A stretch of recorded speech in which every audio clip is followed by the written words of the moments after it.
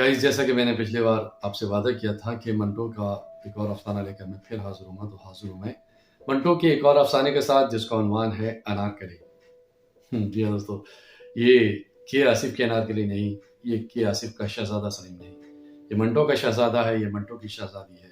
یعنی یہ وہ کیریکٹر ہیں جو اگر آپ نظر گھما کے دیکھیں تو آپ کو اپنے آس پاس نظر آئیں گے۔ دیکھتے ہیں منٹو اپنے ان کرداروں سے کیا کام لیتے ہیں۔ سماعت فرمائیے یہ حسین کہانی انارکلی۔ اس کا نام سلیم تھا، مگر اس کے یار دوست اسے شہزادہ سلیم کہتے تھے، غالباً اس لیے کہ اس کے خد و خال مغلئی تھے، خوبصورت تھا، چال ڈھال سے رونق ٹپکتی تھی۔ اس کا باپ PWD کے دفتر میں ملازم تھا، تنخواہ زیادہ سے زیادہ 200 روپے ہوگی، مگر بڑے ٹھاٹ سے رہتا، ظاہر ہے کہ رشوت کھاتا تھا۔ یہی وجہ ہے کہ سلیم اچھے سے اچھا کپڑا پہنتا، جیب خرچ بھی اس کو کافی ملتا تھا، اس لیے کہ وہ اپنے والدین کا اکلوتا لڑکا تھا۔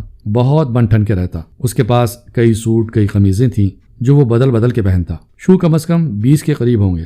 جب کالج میں تھا تو کئی لڑکیاں اس پر جان چھڑکتی تھیں، مگر وہ بے اعتنائی برتتا۔ آخر اس کی آنکھ ایک شوخ و شنگ لڑکی سے، جس کا نام سیما تھا، لڑ گئی۔ سلیم نے اس سے راہ و رسم پیدا کرنا چاہا۔ اسے یقین تھا کہ وہ اس کا التفات حاصل کر لے گا۔ نہیں، وہ تو یہاں تک سمجھتا تھا کہ سیما اس کے قدموں میں گر پڑے گی اور اس کی ممنون و متشکر ہوگی کہ اس نے محبت کی نگاہوں سے اسے دیکھا۔ ایک دن کالج میں سلیم نے سیما سے پہلی بار مخاطب ہو کر کہا، ارے آپ کتابوں کا اتنا بوجھ اٹھائے ہوئے ہیں، لائیے مجھے دے دیجیے، میرا تانگا باہر موجود ہے، آپ کو اور اس بوجھ کو آپ کے گھر تک پہنچا دوں گا۔ سیما نے اپنی بھاری بھرکم کتابیں بغل میں دابتے ہوئے بڑے خشک لہجے میں جواب دیا، جی آپ کی مدد کی مجھے کوئی ضرورت نہیں، بہرحال شکریہ ادا کیے دیتی ہوں۔ شہزادہ سلیم کو اپنی زندگی کا سب سے بڑا صدمہ پہنچا۔ چند لمحات کے لیے وہ اپنی خفت مٹاتا رہا۔ اس کے بعد اس نے سیما سے کہا، عورت کو مرد کے سہارے کی ضرورت ہوتی ہے، مجھے حیرت ہے کہ آپ نے میری پیشکش کو ٹھکرا دیا۔ سیما کا لہجہ اور زیادہ خشک ہو گیا۔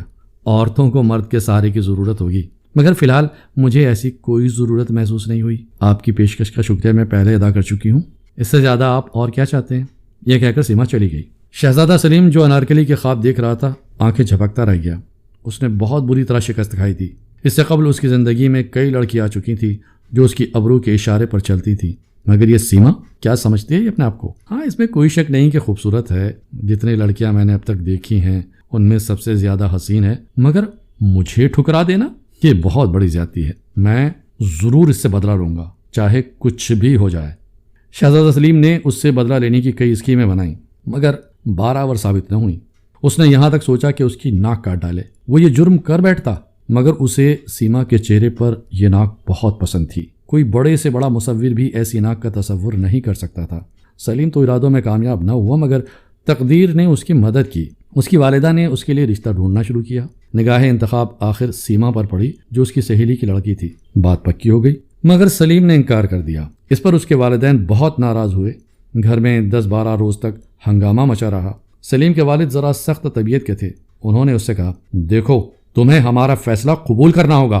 سلیم ہٹ دھرم تھا، جواب میں کہا، آپ کا فیصلہ کوئی ہائی کورٹ کا فیصلہ نہیں، پھر میں نے کیا جرم کیا ہے جس کا آپ فیصلہ سنا رہے ہیں؟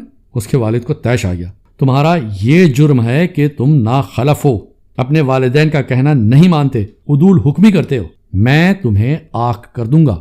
سلیم کا جوش تھوڑا سا ٹھنڈا ہو گیا، لیکن ابا جان، شادی میری مرضی کے مطابق تو ہونی چاہیے نا، بتاؤ تمہاری مرضی کیا ہے؟ اگر آپ ٹھنڈے دل سے سنیں تو عرض کروں، میرا دل کافی ٹھنڈا ہے، تمہیں جو کچھ کہنا ہے فوراً کہہ ڈالو، میں زیادہ دیر انتظار نہیں کر سکتا۔ سلیم نے رک رک کر کہا، مجھے ایک لڑکی سے محبت ہے۔ اس کا بھاگ بھر جا، کس لڑکی سے؟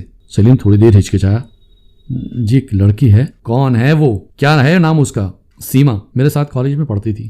اچھا، میاں افتخار الدین کی لڑکی؟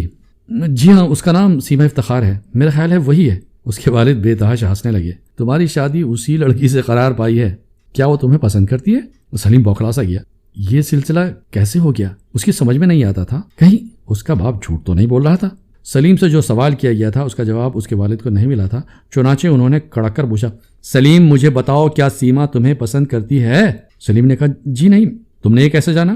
اس سے ایک بار میں نے مختصر الفاظ میں محبت کا اظہار کیا، لیکن اس نے مجھے تمہیں درخور اعتنا نہ سمجھا۔ جی ہاں، بڑی بے رخی برتی۔ سلیم کے والد نے اپنے گنجے سر کو تھوڑی دیر کے لیے کھجلایا اور کہا، تو پھر رشتہ نہیں ہونا چاہیے۔ تمہاری ماں سے کہتا ہوں کہ لڑکا رضامند نہیں۔ سلیم ایک دم جذباتی ہو گیا. نہیں ابا جان ایسا نہ کیجیے گا, شادی ہو جائے تو سب ٹھیک ہو جائے گا. میں اس سے محبت کرتا ہوں اور کسی کی محبت اکارت نہیں جاتی, لیکن آپ ان لوگوں کو, میرا مطلب ہے سیما کو, یہ پتہ نہ لگنے دیجیے کہ اس کا بیاہ مجھ سے ہو رہا ہے, جس سے وہ بے رخی اور بے تنائی کا اظہار کر چکی ہے. اس کے باپ نے اپنے گنجے سر پر ہاتھ پھیرا. میں اس کے متعلق سوچوں گا, یہ کہہ کر وہ چلے گئے کہ انہیں ایک ٹھیکیدار سے رشوت وصول کرنی تھی اپنے بیٹے کی شادی کے اخراجات کے سلسلے میں. شہزادہ سلیم جب رات کو پلنگ پر سونے کے لیے لیٹا تو اسے انار کی کلیاں ہی کلیاں نظر آئیں. ساری رات وہ ان کے خواب دیکھتا رہا. گھوڑے پر سوار باغ میں آیا ہے, شاہانہ لباس پہنے اسب تازی سے اتر کر باغ کی ایک روش پر جا رہا ہے. کیا دیکھتا ہے کہ سیما انار کے بوٹے کی سب سے اونچی شاخ سے ایک نوخیز کلی توڑنے کی کوشش کر رہی ہے. اس کی بھاری بھرکم کتابیں زمین پر بکھری پڑی ہیں, زلفیں الجھی ہوئی ہیں, اور وہ اچک اچک کر اس شاخ تک اپنا ہاتھ پہنچانے کی کوشش کر رہی ہے, مگر ہر بار ناکام رہتی ہے. وہ اس کی طرف بڑھا. انار کی چھاڑی کے پیچھے چھپ کر اس نے اس شاخ کو پکڑا اور چھکا دیا. سیما نے وہ کلی توڑ لی جس کے لیے وہ اتنی کوشش کر رہی تھی, لیکن فوراً اسے اس بات کا احساس ہوا کہ شاخ نیچے کیسے جھک گئی. وہ ابھی سوچ ہی رہی تھی کہ شہزادہ سلیم اس کے پاس پہنچ گیا. سیما گھبرا گئی, لیکن سنبھل کر اس نے اپنی کتابیں اٹھائیں اور بغل میں داب لیں. انار کی کلی اپنے جوڑے میں اڑس لی اور یہ خشک الفاظ کہہ کر وہاں سے چلی گئی.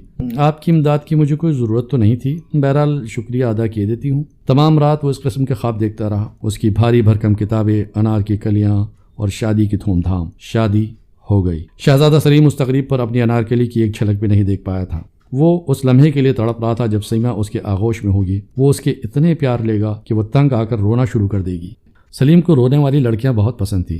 اس کا یہ فلسفہ تھا کہ عورت رو رہی ہو تو بہت حسین ہو جاتی ہے. اس کے آنسو شبنم کے قطروں کے مانند ہوتے ہیں جو مرد کے جذبات کے پھولوں پر ٹپکتے ہیں, جن سے ایسی راحت, ایسی فرحت ملتی ہے جو اور کسی وقت نصیب نہیں ہو سکتی. رات کے 10 بجے دلہن کو حجرہ عروسی میں داخل کر دیا گیا. سلیم کو بھی اجازت مل گئی کہ وہ اس کمرے میں جا سکتا ہے. لڑکیوں کی چھیڑ چھاڑ اور رسم و رسوم سب ختم ہو گئی تھیں. وہ کمرے کے اندر داخل ہوا. پھولوں سے سجی ہوئی مسہری پر دلہن گھونگھٹ کاڑھے ریشم کی گٹھری سی بنی بیٹھی تھی. شہزادہ سلیم نے خاص اہتمام کرایا تھا کہ پھول انار کی کلیاں ہوں. وہ دھڑکتے ہوئے دل کے ساتھ مسہری کی طرف بڑھا اور دلہن کے پاس بیٹھ گیا. کافی دیر تک وہ اپنی بیوی سے کوئی بات نہ کر سکا. اس کو ایسا محسوس ہوتا تھا کہ اس کی بغل میں کتابیں ہوں گی جن کو وہ اٹھانے نہیں دے گی. آخر اس نے بڑی جرت سے کام لیا اور اس سے کہا, سیما. یہ نام لیتے ہی اس کی زبان خشک ہو گئی, لیکن اس نے پھر جرت فراہم کی اور اپنی دلہن کے چہرے سے گھونگھٹ اٹھا دیا اور بھونچکا رہ گیا. یہ سیما نہیں تھی, کوئی اور ہی لڑکی تھی. انار کی ساری کلیاں, اس کو ایسا محسوس ہوا جیسے مرجھا گئی. انار کلی. ابھی آپ نے منٹو کا لکھا یہ افسانہ سنا. گائز, آپ نے پچھلے ایپیسوڈ میں آنکھیں کو بہت پسند کیا, اس کے لیے بہت بہت شکریہ آپ کا. اور میں یہ چاہوں گا کہ آپ اس سلسلے کو ایسے ہی جاری رکھیں, ایسے سنتے رہیں. اور ہاں, آپ لوگوں سے خاص طور پر درخواست ہے, خاص طور سے ان لوگوں سے جنہوں نے اب تک چینل کو سبسکرائب نہیں کیا تھا, برائے مہربانی پلیز آپ چینل کو سبسکرائب کریں, لائک کریں, کمنٹ کریں. اس سے تھوڑا حوصلہ ملتا ہے. خیر, مجھے امید ہے کہ آپ میری اس ریکویسٹ کو ضرور مانیں گے.